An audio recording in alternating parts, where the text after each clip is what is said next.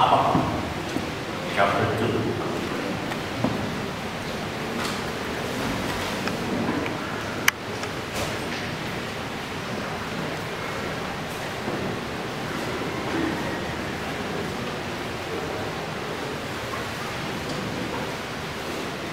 Yung si Sister Nel ay mabuntis kay Malakay. Dapat po ang aming pangalan sa kanyang Habakkuk.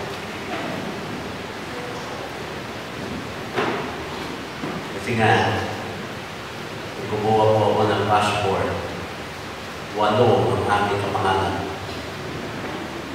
Ang mga kaso, tax evasion, ill-gotten wealth, frustrated murder, rape, hindi po ako makakuha ng clearance.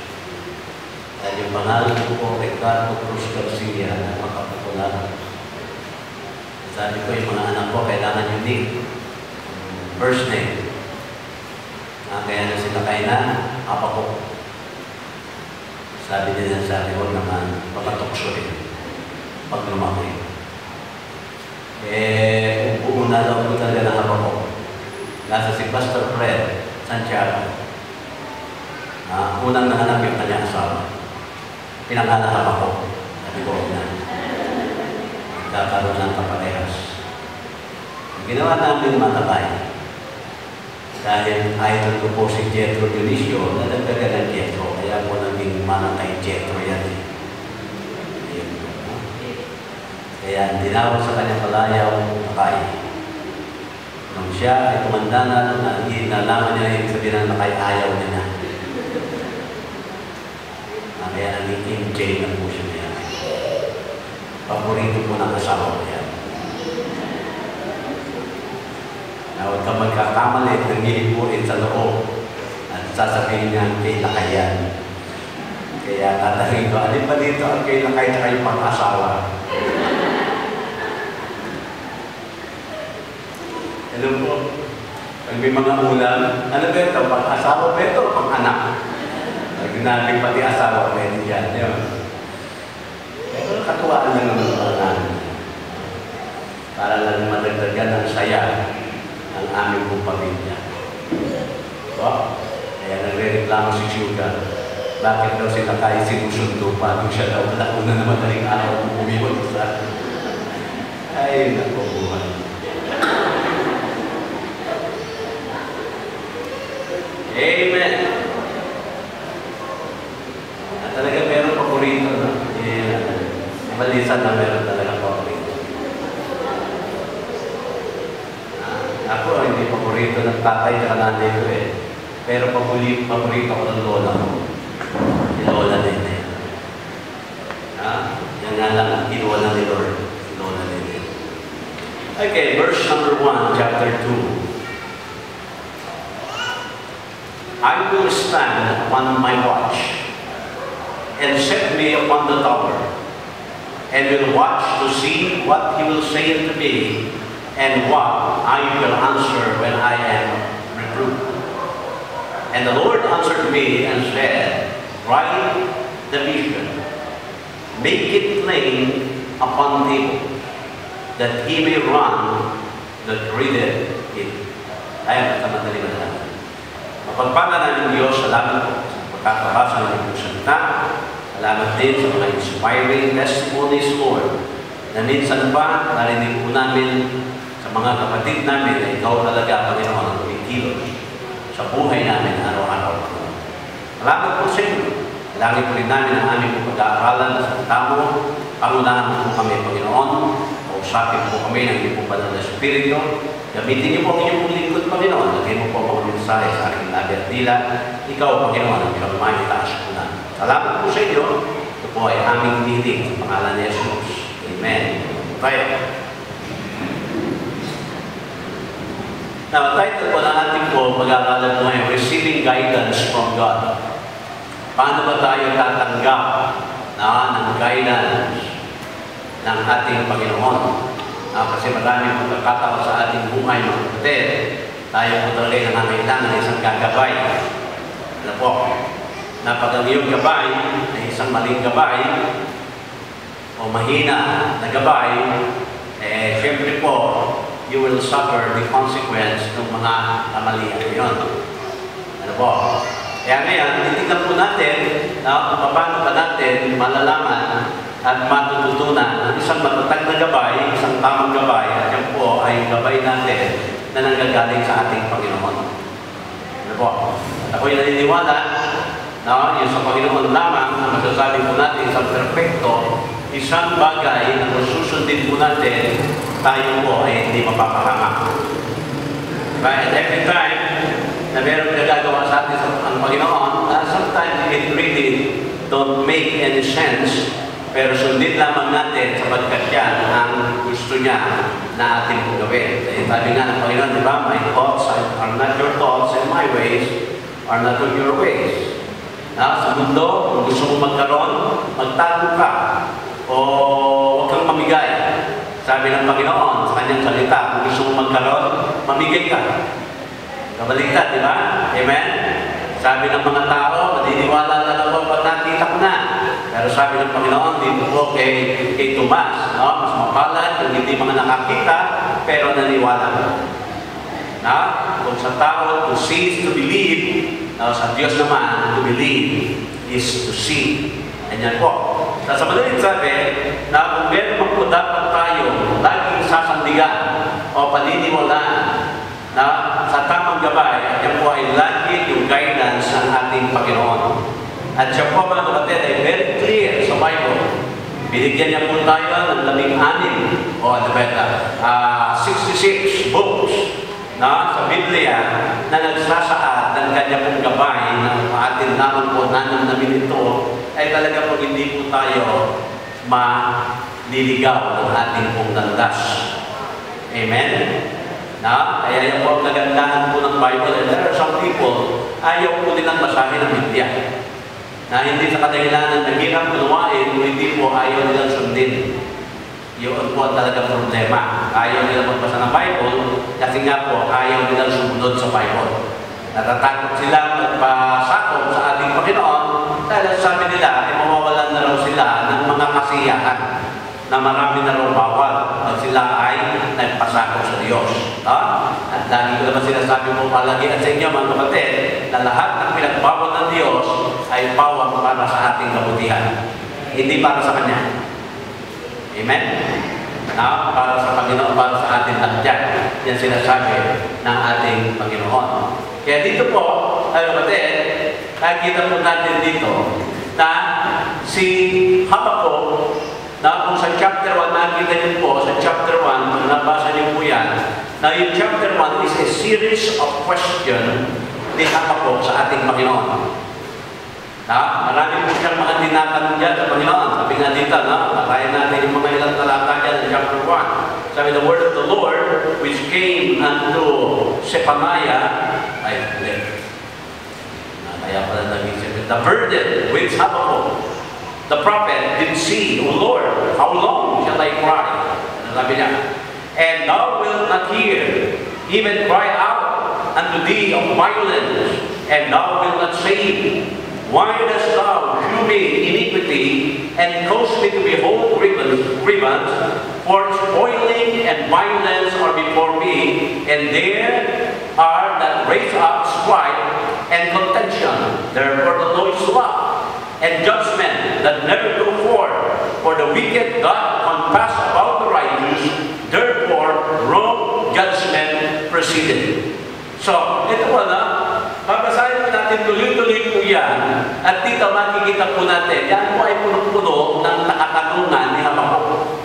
Sabi niya, bakit kayong mga matutuwid, lagi po dapat paglamahan ng mga tiwaling tao? Di ba talagang ganyan naman ngayon? Amen? Lagi tayo nakakrabyado. Yung mga matutuwid, siyang ginugulo, at ang mga nanggugulo ay yung mga taong malayo at wala namang Diyos. Diba? Para madami sasabi natin na life is unfair. Sinasabi natin, bakit gano'n? Panginoon, papabayaan mo ba na lagi na lang po inaapi ang mga anak mo ng mga anak ng demonyo? Minsan yun ang tanong natin, pero siyempre, alam naman natin na ang ating Panginoon, hindi po siya natutulog, alam niya ang kanyang gagawin. Itong mga tao ito, mga kapatid, sila ngayon, pero meron pa rin judgment day. Amen? And that is the time, mga kapatid, the Lord will judge the nation who forget the Lord our God. Amen? Kaya sinabi nga ng Panginoon, there's their day na nape-persecute, di ba? Kaya every time na tayo may pinipersecute ng mga tao po, dahil masasabi po natin, hindi talaga nakakakilala sa tamang Diyos, and sabi dito, tayo daw ay mag-rejoice because great is our reward in heaven. Alam niyo kung bakit ba kapatid? Kaya po tayo pinipersecute sa mundong ito, kasi ang ating Panginoon, pinipersecute din nila nung si Kristo ay narito. Amen? So, hindi po tayo nag-iisa. Naranasan ng ating Panginoon niya. Okay. Yan po ang makita po natin. Paano na ba tayo makatanggap ng guidance from God? Meron po tayo may ilang talata dito. Una po, how to request the guidance. Ayan po. Siyempre, meron po mga prerequisites yan on how to make a request of God. When you need to ask God for advice, there are 3 prerequisites. Number 1, prerequisite, ito po. I must realize that God cares about the details of my life. Kailangan po, mga kapatid, ma-realize natin na ang ating Panginoon, siya po ay meron po talaga, hindi po sabihin, God really cares for the details of our life. Lahat ng detalye, mga kapatid. Before you ask Him, alam niya na kung ano kailangan mo. Amen? Alam ng Panginoon sa mga oras nito, what is really good for us. And there are times, mga kapatid, we are asking Him of something, pero sabi ng Panginoon, hindi ko ibibigay sa iyo yan, kasi meron akong mas maganda para sa iyo. Di ba? Minsan di natin ang unawaan yan. Minsan, mga kapatid, sumasakit pa yung loob natin. At sinasabi natin, Panginoon, bakit naman yun? Di ba sabi mo nga, yung desire ng puso namin, ibibigay mo? Oo nga po. Ando ng desire natin. Pero siyempre, mga kapatid, yung ating pong daddy na nasa langit, He knows what is best for us. Kaya nasabi, Daddy knows best. Amen? Di ba? Parang yung mga anak ko na nalilingit sila, sabi pa, ano ba yung ganito? Ba't alam mo yun? Pati mga chismis lagi ko sinasabi, kaya ko alam yan kasi pastor ako. Ano sabi ng mga anak ko, siguro yung tatay namin ng pastor, chismoso. Pati yung mga problema ng mga artista, alam mo. Kasi nga, pastor nga kami. Amen? Di ba? Dito po we need to realize na everything we need. Tignan po natin yung verse po dyan, Matthew chapter 6. Verse 31. Para mapanabahan po natin maigit. Therefore take no thought. Yan sabi, saying, what shall we eat? Or what shall we drink?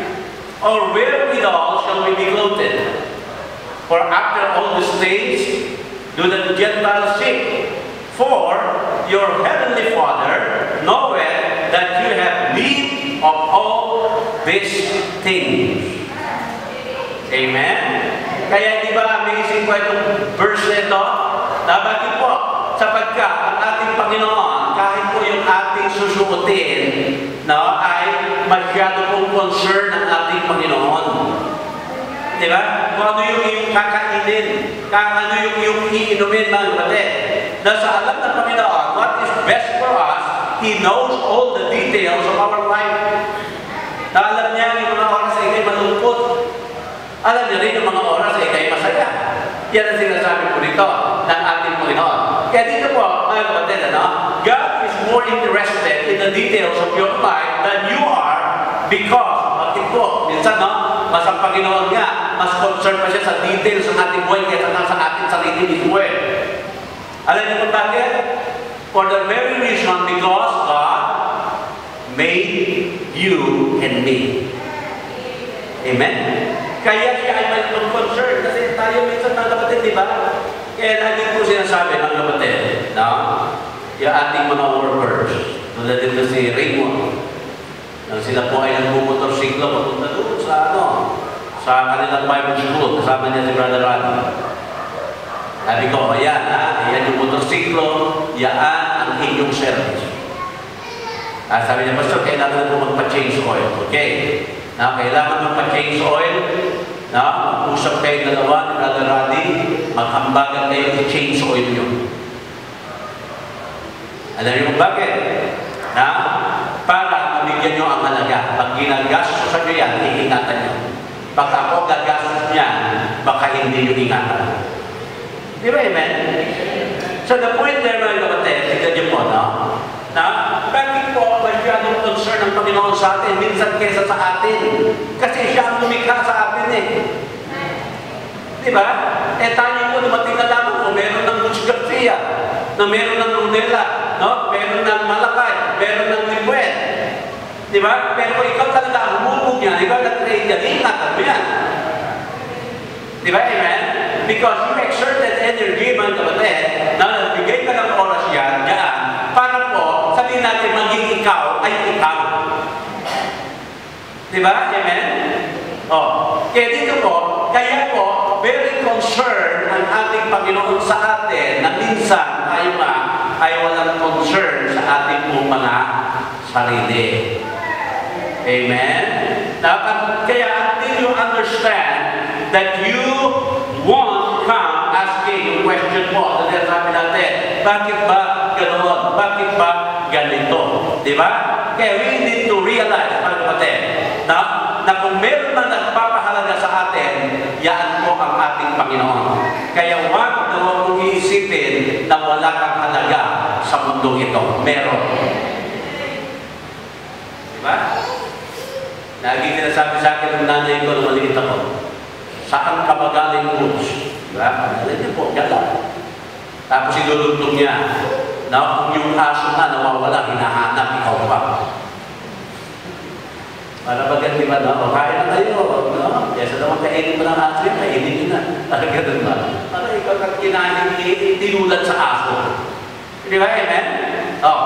Kaya dito po, pinapakita na siya po ay very much concerned sa atin, sa detalye ng ating buhay. Kaya dito po, paano tayo magre-request ng guidance sa Panginoon? Well, sabi ng Panginoon, bago nyo hingin, alam ko lang kailangan nyo. Pero siyempre, gusto pa rin ng Panginoon, hinihingin natin sa Kanya. At pag meron kang hiningi na hindi ko binigay, lagi mo pa rin isipin, concerned ako kayo, sapagkat meron ako ipapalit dyan sa iyong hinihiling na mas maganda, mas mahigit, at bagay na hindi magiging dahilan ng paglayo mo sa akin. Amen? And there are times, mga kapatid, yung blessing nag-turn into a curse. Blessing po yun, nagiging sumpa. Bakit po, mga kapatid? Kasi hindi mo kaya i-manage yung blessing na naibigay sa iyo. Amen? Bisa nakakaigin, napapasama pa tayo. Okay. Pangalawa, dito po, you need to ask a specific question. Kasi you are looking for guidance from God. So ask a specific question. Siyempre po, the more specifically you ask, the more God is able to answer it. So huwag kayo magsabing general, yung general na kapatid, maging very specific ka. Na kung ano ang tanong mo sa Panginoon, yun ang itanong mo. Ganun po. Kung ano ang gusto mo sa Panginoon, yun ang titingin mo. Dahil rin, Lord, bakit sila po pinagpala mo? Sana yung kanilang pagpapala, ganun din yun sa akin. Sasabihin ng Panginoon, ano ba gusto mo doon sa pagpapala nila na mapasayo? Di ba? So, over and over po sa Bible, mga kapatid. Over and over. Sa Bible po natin, sa New Testament, lagi po sinasabi ng Panginoon sa atin, di ba? Sabi ka na, and it shall be given to you. Amen? So, maliwanag po yun kaya yung ask, ano ba ang gusto mo? Ganon, natulad yung isang binata, lagi siyang nananalangin, pero siya nililigawan, ang pangalan po ay si Ruth. Pinagpipray niya. Nasabi niya, Lord, ang kalooban mo po ang siyang masunod, pero ipagkaloob mo sa akin si Ruth. Hindi po, ano? Kalooban mo, Panginoon, ang masunod, pero ipagkaloob mo sa akin si Ruth. Paano kaya yan? Paano ito kontradict na, di ba? Paano mo hindi si Ruth ang kalooban sa kanya? Pero ganun naman, yun ang prayer niya, paulit-ulit, Lord, thy will be done, but give me Ruth. Lord, thy will be done, but give me Ruth. Para nangyari, naging very specific siya, ibinigay sa kanya si Ruth. Kaya si Ruth nagkaroon ng baby, ang pangalan, Baby Ruth. Amen? Amen? Kaya maging specific tayo mga kapatid. If you want to know what God wants, you, mga kapatid, then ask Him. Alam niyo po, ang mangyayari po diyan, natutuwa pa ang Panginoon. Di ba sabi nga ni James, you have not because you ask not. Minsan kasi mga kapatid, tignan niya, ang daming pangako ng Diyos. Hindi natin na-utilize at na-maximize lahat ng mga promises na yan. Dapat po, ganun eh. Sabi po, Lord, sabi po, you have not because we ask not. Di, eto ngayon, humihingi na po kami. Asa na po. Di ba si Dennis? Andiyan ba si Brother Dennis? Andiyan ba? Dali na umaga, no? Si Brother Dennis, di ba na nagkaroon ng problema yung kanyang tuhod? Lagi nag-text sa akin niya, Pastor, mag-pray niyo po ako, mag-pray niyo po ako. Na mahal po yung operasyon, mag-pray niyo po ako. So pray na kami na pray. Either nabigyan siya ng Panginoon ng pera para mapang-opera o pagalingin ng Panginoon ang kanyang tuhod para hindi na siya maka-opera. At para hindi niya rin kailangan nila yung pera. Nag-text ulit.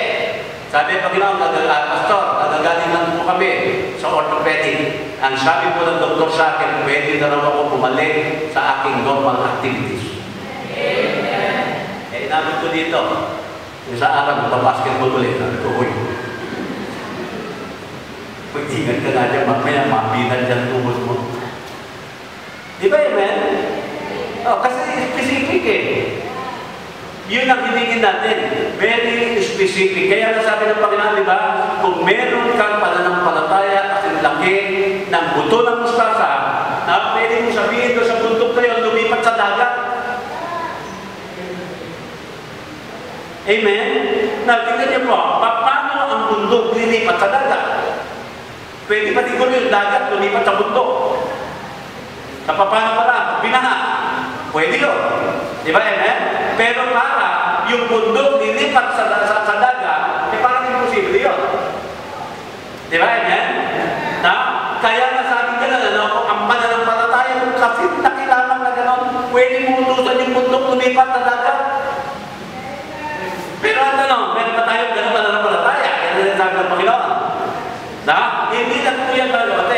Ang gusto sabihin ng Panginoon, maging very specific ka, sabihin mo sa bundok na yun, meron tinuturo ko, specific mountain, nalilipat sa dagat.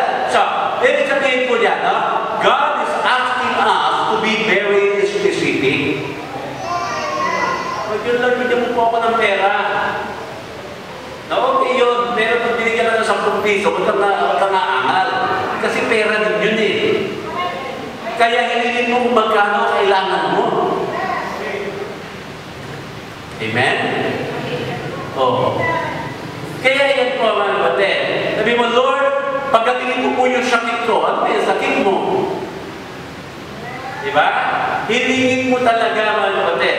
Yan po ang sinasabi po rito sa atin, you need to ask a specific question sa ating Panginoon. Para ikaw ay makakuha at makatanggap ng guidance sa Panginoon. Amen? Kaya mo na paikot-ikot pa sa Panginoon, kaya mahabang prayer eh. Kaya tingnan niyo, sabi ng Panginoon, now when you pray, you use not vain repetition. Ayaw niya ng gano'n eh. Paulit-ulit ka ng ilang beses, paikot-ikot ka ng ilang beses, hindi mo pa nasasabi kung ano gusto mo. Tama? Tama? Ang sabihin pa nga, sabihin ko yung sabi mo sa akin, nakailang ulit ka rin yan. Ano ba talaga gusto mo? Nalalangin ka na naman, nagkapareho ng tao na, kapalalangin ka naman. Kaya parang ng Panginoon dyan eh, may repetition. Sino mga gumagawa niya mga hitin? Yung mga tao na nagpaligtasan. Anong gumagawa dyan? Yung mga pagan practicer. Amen? Sabi nga ng Panginoon, mga hypocrites, because they wanted to be heard ng mga tao. Amen? So yun po ang nagiging ayaw ng ating Panginoon. Kaya pag ikaw ay merong panalangin, maging very specific. Amen? Gusto mong tumangkat, mag-pray ka. Kung ilang inches ang gusto mong itangkat. Gusto mong pumayat, mag-pray ka. Lord, papayatin mo po. Sana po yung bewang mo, umabot na lang ng 23 inches. Ano ba 23? Pwede ka na magkakasya ka na dito sa kamay mo dito, 23. Amen? Na, huwag ka lang mananalangin ng specific na kahit ang Panginoon mahihirapan sa atin. Amen? Amen? Halimbawa, nag-exam ka, na yung 1 plus 1 na ilagay mo 3, saka ka nananalangin, Lord, sana po magiging tama mo sa Lord. 3. Hindi ko sasagutin ang Panginoon. Amen? Diba? Saya po, maging specific ka mga kapatid.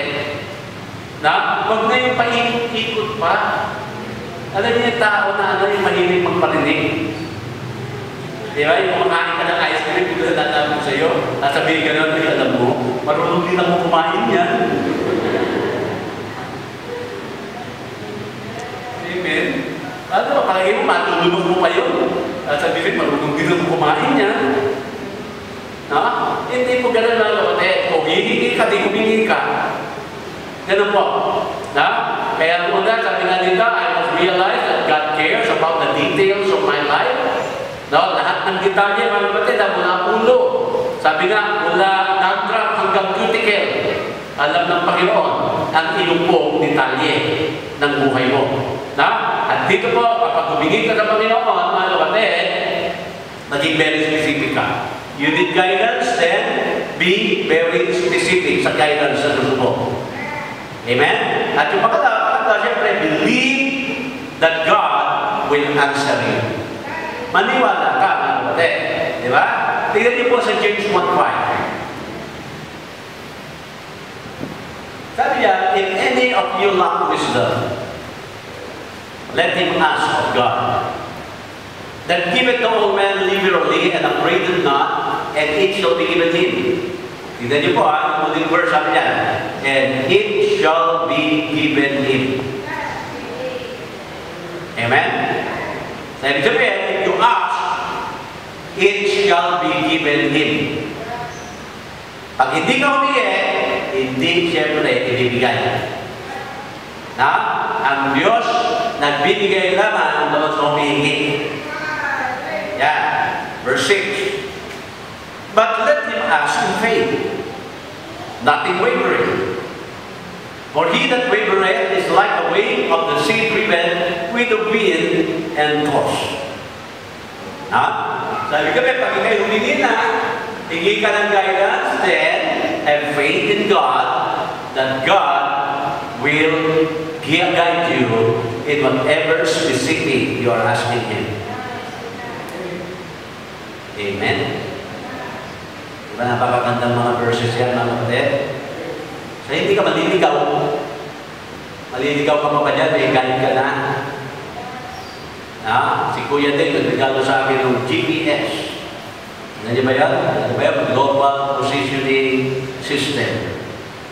I-type mo lang yung address doon, kung saan ka man naroon, kung saan ka pupunta, basta nakatype yung address, dadalhin ka door to door. Yun po ang technology. Na nilalagay ko yung sasakyan, GPS, kahit alam ko yung pupunta ko, ginagano ko pa rin. Napapanglapan lang. Tapos pagdating ko na doon, dahil yun po ay naka-memory, Pipisinin mo na lang yung go home. Yan, saan yung destination, go home. So, saan? Norte man ako, sa South galing, pauwi ko ako dito. Talaga naman, no? Sabi nga na, turn right, turn left, gano'n. Alam niyo ba kung saan niya ako pinadalaan? Doon, sa likod. Doon niya ako pinadalaan. Pagdating ko na sa may Vitalist, turn left. Turn left. Dito niya ako pinadalaan sa likod. Tama din naman, tama. Tama yung kanyang latitude, yung longitude, at kung ano-ano jude yan, mga kapatid. Alam niya, yung nga lang, hindi niya alam, yung gate ko nasaan. Di ba? Guidance po yun eh. Yung nga lang, iba po yung guidance na ibibigay ng Panginoon sa atin. Door to door. Amen? Na, kakatok sa inyo dyan at sasabihin, ito ba ang bahay ng Rabbi Espanyola? Ito po. Ganyan po ang guidance ng Panginoon, di ba? Amen? Amen? Oh. Kaya dito po, sinasabi sa atin, ano? Tayo po ay magiging, ano po? Maniwala na God will guide us if we ask Him. Pero pag tayo po ay nagmamagaling, na minsan pag nasira yung ito natin noong araw, na rewind, di ba? Yung mga telepono ng araw, i-rewind mo eh. Tapos pag kinabukasan kailangan rewind mo muli yan. Pag hindi mo na na-rewind yan, mamamatay. So, ginawa nila high-tech po yan. Ginawa nila yan na self-winding. Ibig sabihin, hindi mo na kailangan susian, no, nagpupusa na siya, nagsususi. Basta lagi mo siyang ginagalaw gano'n, di ba? Ginagalaw mo siya yan, magre-rewind ulit mo yan, re-rewind mo yan, hindi na mamatay hanggang suot mo. Kaya po. Tapos sumating na po yung ating mga quartz na di baterya. Na dati-dati yung second hand, di ba gano'n? Paikot na mabilis, nung nag-quartz ako. Gano'n na siya. No? Kung baga sana, precise na raw yung isang segundo na galaw niya. Ganun po, na? Halimbawa yung nasira, ano nangyari? Galaw ka dito, tinanggal mo. Nung hindi mo na kaya, na ibalik, saka mo dadalhin sa isang watch repairman. Ano sasabihin ng watch repairman sa iyo? Sasabihin, hindi ko na maibabalik yan. Matapos mong kalas-kalasin. Amen? Ganyan po minsan tayo sa Panginoon. Pag luray-luray na tayo, saka tayo lalapit sa Panginoon, sabihin natin, Panginoon, ayusin ko naman yung buhay ko. Dinarap mo muna eh. Hindi dapat gano'n. Bagamat daw po kayang iayos ang ating Panginoon yan. Di ba? Kaya mga kapatid, we need to learn sa mga experiences na po ng iba. Huwag na natin mga kapatid na ma-experience pa para maniwala na yun talaga ang magiging resulta. No? We learn from other experience. Yun po ang isang wise na tao. No, kaya pag sinabi ng isa dito, no, ako ay nag-backslide, ito ang nangyari sa aking buhay, huwag mo nang gayahin pa siya na mag-backslide para i-confirma lamang yung nangyari sa kanya ay tama. Na maniwala ka na sa kanya. Na, dahil hindi naman ang mangyayari sa isang mananampalataya na lalayo sa ating Panginoon. Amen? Wala na pagkakaiba. Di ba? Oh. Kaya lagi sinasabi mo kaya, sige, magpakasaya ka ngayon na malayo sa akin. Ito ang tatandaan mo, yung huling halaka, akin pa rin. Amen? And that is what happened noon sa prodigal son. Diba? So ano nangyari sa kanya? Sabi niya gano'n, babalik na ako sa aking ama. Bumalik din ang kasiyahan niya. Kaya po, you believe, mga kapatid, that God will answer your prayer. Yan po ang naging prayer dito po ni Habakkuk. Tignan niyo po, balikan natin, chapter 2, verse 1. Sabi, I will stand upon my watch and set me upon the tower and will watch to see what he will say unto me and what I will answer when I am reproved. And the Lord answered me and said, write the vision and make it plain upon tables that he may run that readeth it. Now, so believe that God will answer. Now, dito po, ano ba, God's will is more than willing to talk to you. Now, sa mga kahilingan natin. So, ano po ang mga dapat natin gawin? Una, kailangan meron tayong tawag na we need to withdraw ourselves. At sinabi kong withdraw, mga kapatid, na tulad nitong si Habakuk, sabi niya, I will stand upon my watch. Sabi kami, siya po ay aakyat daw sa kanyang watchtower, na ito po, sa mga Hebreo ng araw ng kapatid, pag sinabi, aakyat ako sa bundok o aakyat ako sa isang tore. Ibig po sabihin niya, ako ay magkakaroon ng isang oras o isang panahon para ako'y nag-iisa lamang. Now, I want to be alone. Yung sinasabi po rito na withdraw mga kapatid, set a time that you need to be alone just with God. Amen? Diba? Doon sa taas, masarap manalangin. Nagpalagay ako kay tatay na ito, sabi ko, tayo, bigyan mo muna isang ilaw dyan. Na pag sininihan ko, pwede ako makyat sa taas. Masarap manalangin doon. Alam niyo bakit? Mas malamig ko sa langit. Amen? Mas malapit na ako sa langit eh. Di ba? Kaya kung kayo nakatira sa 34th floor ng isang condominium, mas malamig na sa langit. Amen? Di ba? You set a time. Alam niyo po ba, si Susanna Wesley, si Susanna Wesley po ay merong 18 anak. Sabi nito talo Pilipino. 18 ang anak niya. Kaya ikaw, magkaroon ka lang ng isang anak o dalawang anak na maniligot, talaga wala ka ng oras para sa sarili. Pero ito si Susanna Wesley, mga kapatid, lagi po siya merong oras sa Panginoon. Kaya alam mo kanyang 18 anak, meron siyang apron eh. Alam mo mga anak niya, pag si Susanna Wesley nakaupo na po doon sa kanyang rocking chair, at yung apron na yun, tinaklog na ng gano'n, alam ng mga anak na yung nanay nila ay nananalangin sa Panginoon. Alam niyo ba kung ano naging produkto ng anak ni Susanna Wesley? Si John Wesley. At sino ba isa yung magkapatid din? Sila po ang naging founder ng Methodist Church. Amen? Naging Catholic. Sabi ko rin, mga kapatid, wala po tayong excuse na pagod na ako sa trabaho. Hindi po mga kapatid, you can always make a time for God. Kasi pag sinabi mo, pag meron na akong oras, mga kapatid, hindi ka kailanman magkakaroon ng oras. Lahat tayo meron 24 oras lamang. Sabi ko rin, kailangan talaga lagyan mo ng oras, yung time mo po, yung oras mo para sa Panginoon. Kung si Susanna Wesley, mga kapatid, nagtatanggong lang ng kanyang apron, nakakapanalangin na sa Panginoon, may oras na siya sa Panginoon, tayo mo kaya naman kaya. Meron ba sa atin dito, 18 anak? Amen? Kaya kung konti lang yung anak natin, tapos sabihin natin na umusan tayo ng oras para sa Panginoon, nakakahiya sa Panginoon. Nakakahiya kay Susanna Wesley. Amen? Sabi ni Sister Tin, meron siyang asawa. Ewan po kung gaano kademanding itong asawa niya. Di ba? Meron siyang mga anak. Nag-aaral siya. Di ba? Pero ganun pa rin, hindi niya po inaalis ang Panginoon sa oras. Hindi niya inaagawan ng oras ang Panginoon. Ayun, ibig-bless ng Panginoon.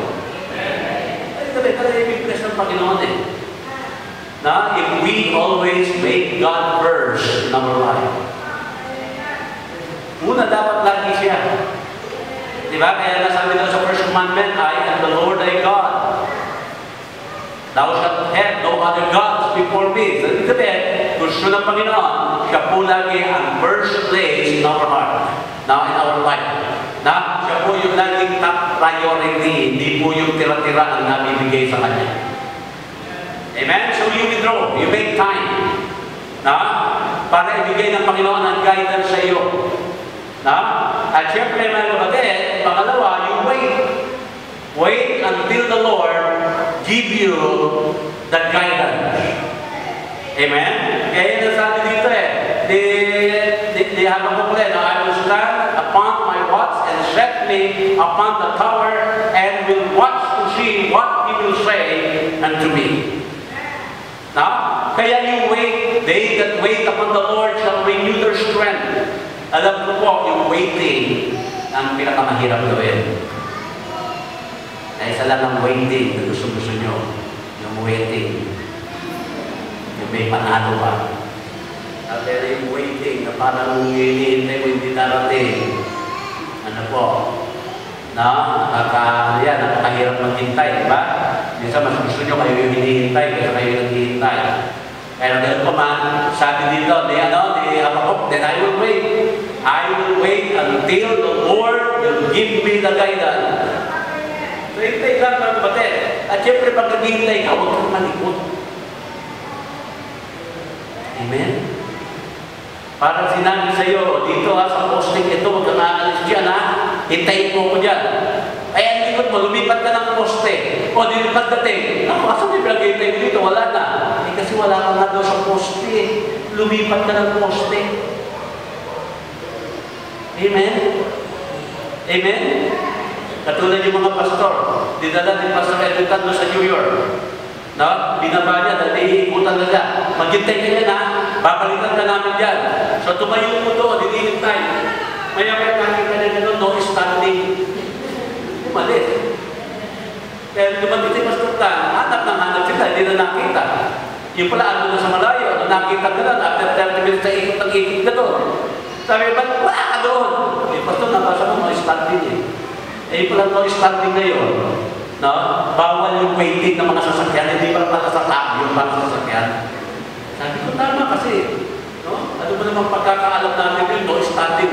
Malay namin kung sa sasakyan nila sabi yan. Hindi ba? Para sa atin, no parking and no waiting. Sa kanila naman, no standing.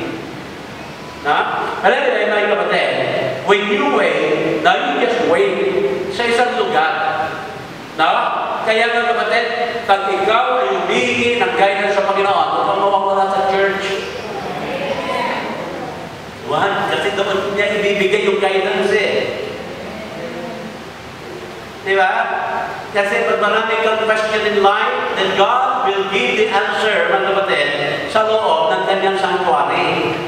Either na yan ay makakagip sa preaching, or either na meron kang makakausap na isasagot yung iyong katanungan na hindi niya naman alam na yung wala na yung tanong.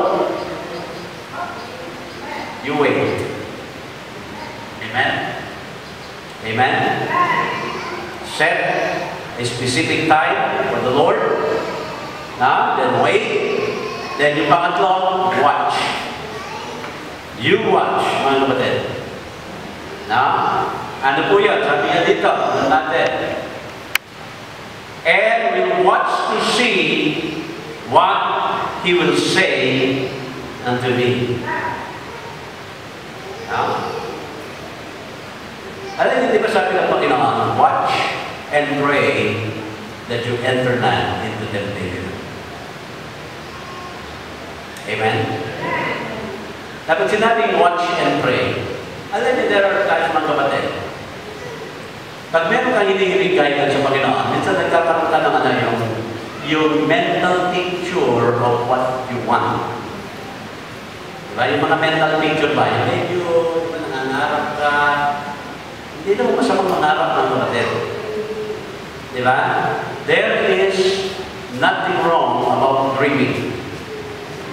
Hindi mo man, mga kapatid, maabot yung iyong panaginip, at least napaginipan mo na siya. Di ba? Amen? Panalo ka na sa iyong panaginip. Kaya sabi nga natin, when you set your goal, always set your goal doon sa stars. Again, ang goal mo dapat kasi taas ng mga bituin. Hindi mo man maabot, kahit papano, lumagpas ka ng buwan. Malaking bagay na yan, di ba? Amen? Amen? Kaya you watch, mga kapatid, watch to see what the Lord will say unto me. Yan ang sinasabi po rito ni Habakkuk. Kaya nandun po siya, nagbabantay lang siya. Mga kapatid, nagkakaroon siya ng tinatawag ng mental picture kung ano ang ibibigay ng Panginoon sa kanya. So hindi lang po, sinabi na ng Panginoon ni Habakkuk dito, watch to see what He will say to me, and what shall I answer when I am reproved? And the Lord answered answered me. Ayan na po, yung kahit ng Panginoon. Ano ang sabi ng ating Panginoon dito? Right. Isulat mo. Amen? Alam niyo mga kapatid, bakit kailangan isulat? Kasi po, darating ang araw, magiging ulyahin ka.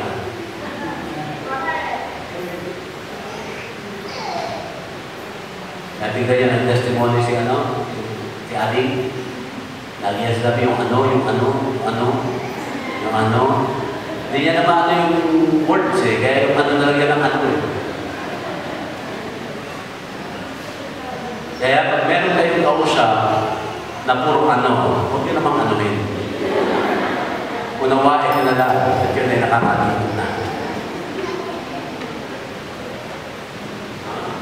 Isa pag may kausap ako pag nag-uusap kami nila, ang tagal ng salita. Hindi sa ko naman magsalita. Naiinip ako sa'yo.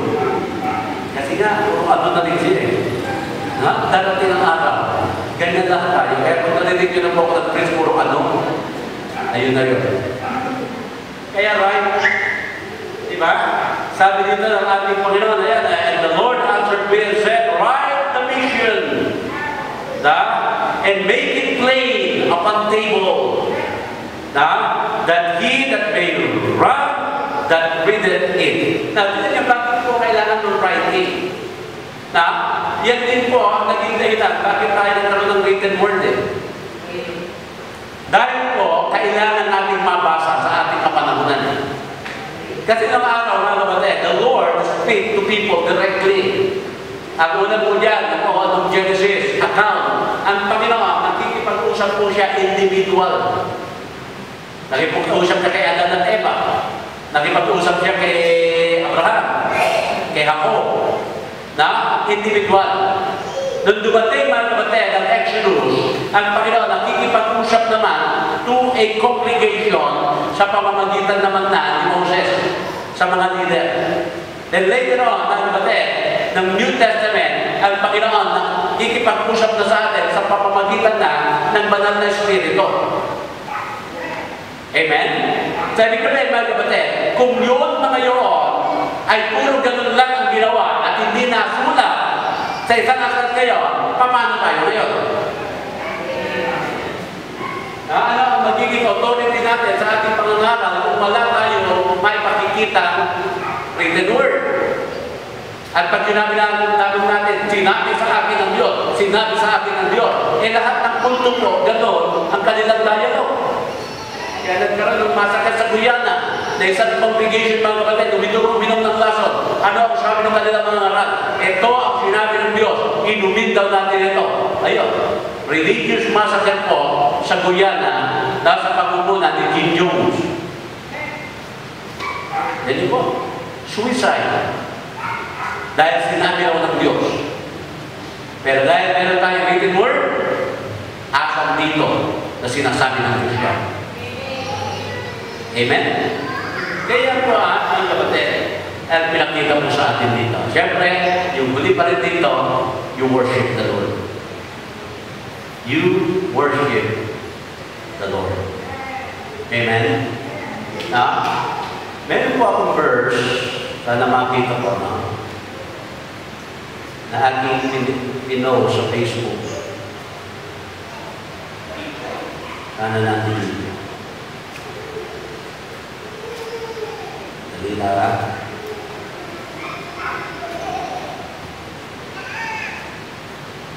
Psalm 25, 14 to 15.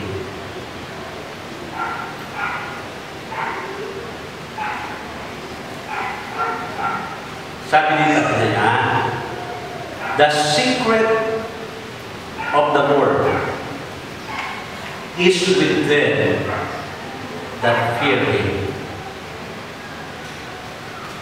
And He will shew them His covenant.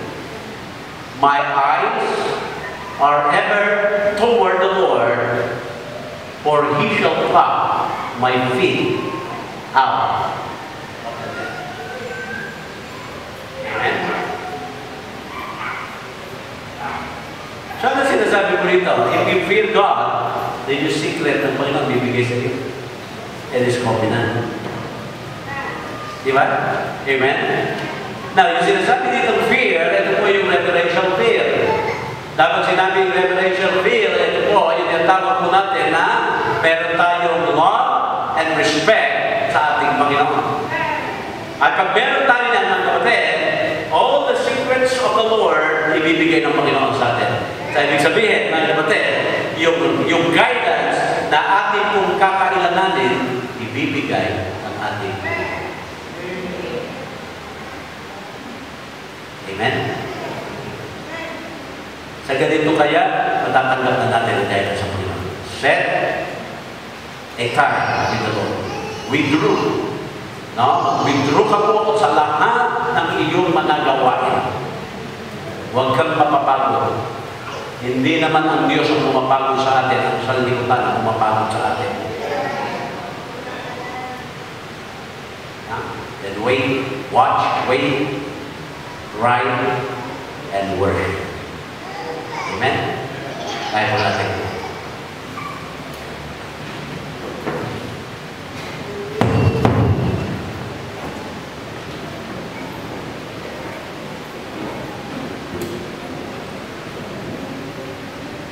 Mapagpala ng Diyos, kami po ay magpapasalamat muli sa mensahe pinagdalaw po siya. Lord, sabi nga ninyo po sa kita, kami po ay para mga tupa, naligaw. Di namin alam kung saan kami pupunta. Kaya Panginoon, kami nga po ay sama-sama humihingi ng guidance galing po sa inyo. Na maitama po ang bawat landas namin. Maitama po ang bawat desisyon na aming pong gagawin. Maitama po kami, Panginoon, sa mga maling aming pong nagawin. Kaya Panginoon, nalangin po kami. Naway, kami po ay patuloy na magkaroon ng tamang puso. Alam namin ayon sa inyong salita na maraming bagay po ang inyong po i-reveal sa amin.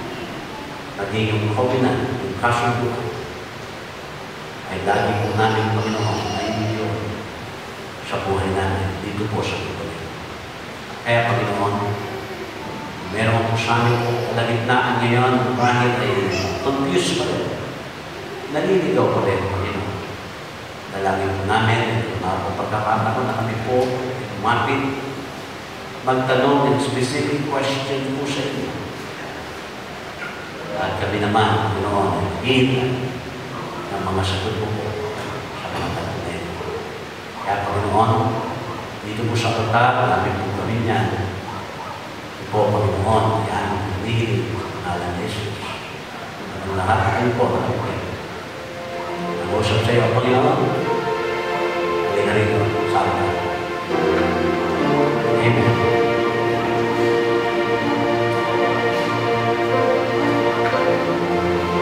You want guidance from the Lord. You come and ask God and believe that God will answer you.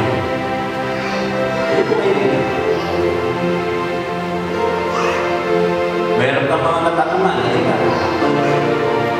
Dalhin mo sa Panginoon niya. Huwag mo lang kakalimutan, God is more concerned and He cares for the details of our life because He created us. Kung meron man nakakaalam ng makakabuti sa atin, yan po ay walang iba kung hindi ang ating Panginoon. You come. Come. Nalagin ka sa Panginoon. Amen. Amen.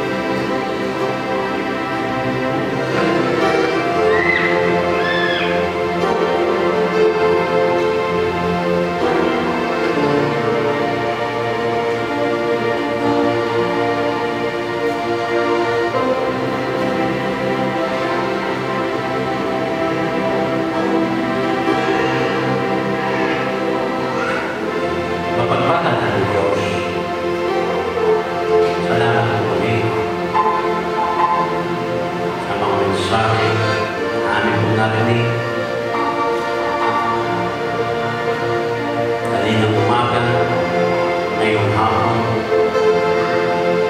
Naway po ay patuloy po gamitin, Panginoon, na kami po ay maging malakas sa atin. Na kami nga, Panginoon, maging isang magandang matotoo para sa inyo. Na amin po na ipatotoo na kami ay tunay pinagpala na ang aming Diyos ay buhay. At handang gabayan bawat isa. Salamat, Panginoon, nalangin, hindi po mga anak dito po sa altar. Dinggin mo po ito at tugunan mo, Diyos. Salamat. Sa bawat pag-asa, Panginoon, binibigay ko sa bawat tulong, sa bawat lakas, sa mga oras na lahat ng amin pong inaasahan na tutulong sa amin. Nandiyan ka pa rin, Panginoon, para ikaw maging sagot sa bawat kailangan namin. Lord, patuloy mo po pagpalain ng bawat isa. Patuloy mo po kami palakasin. Salamat, Panginoon, sa iyong pong pag-ibig. Salamat, Panginoon, sa kaligtasan ng iyong pong pinagdalo, sa kapatawaran ng aming pong mga kasalanan. Sa bagong buhay, Panginoon, na aming po nagagamit para ikaw ay panlipunan. Salamat, Panginoon. Lahat ng ito ay aming hinihiling sa pangalan ni Jesus.